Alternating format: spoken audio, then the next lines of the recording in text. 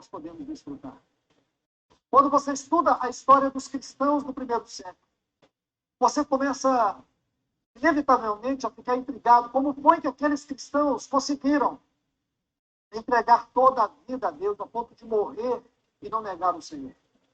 Por que que aqueles cristãos, eles foram desafiados a provar a sua fé e eles não retrocederam por uma única razão?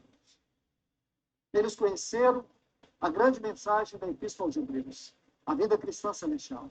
A vida não se resume ao tempo, e o tempo é a menor particularidade, a menor partícula daquilo que compõe a eternidade. Escute, o tempo, Deus criou um tempo. Quando Deus disse, haja luz, ali passou a existir um tempo. Deus, ele não vive no tempo, ele é atemporal, ele vive na eternidade.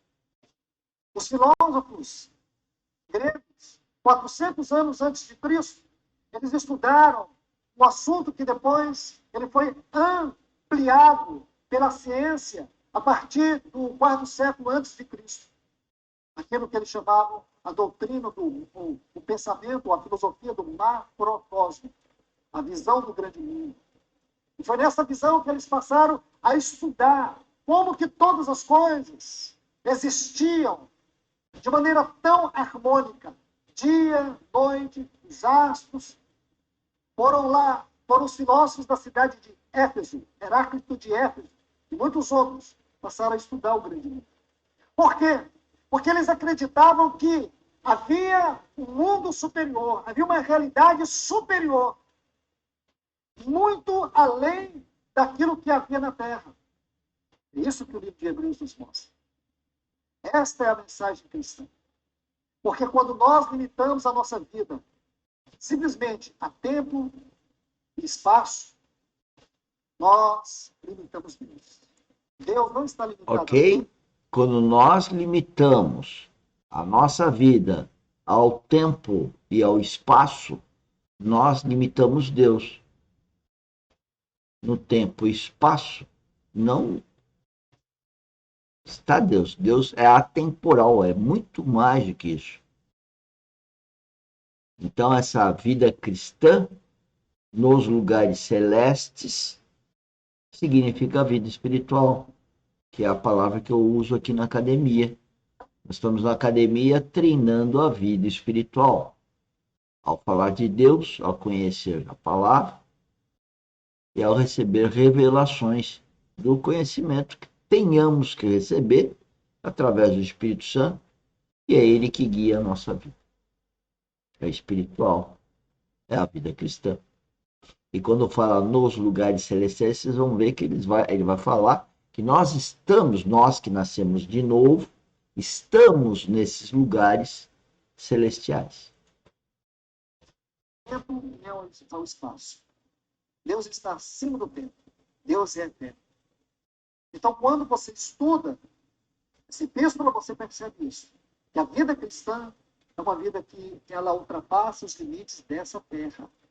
E nós temos que entender, de uma vez por todas, que o grande chamado nesta salvação é que possamos viver a vida cristã nos lugares mais elevados, nos lugares celestiais. Deixe-me mostrar 2 textos que nós vimos na quinta-feira passada. Efésios, capítulo 1.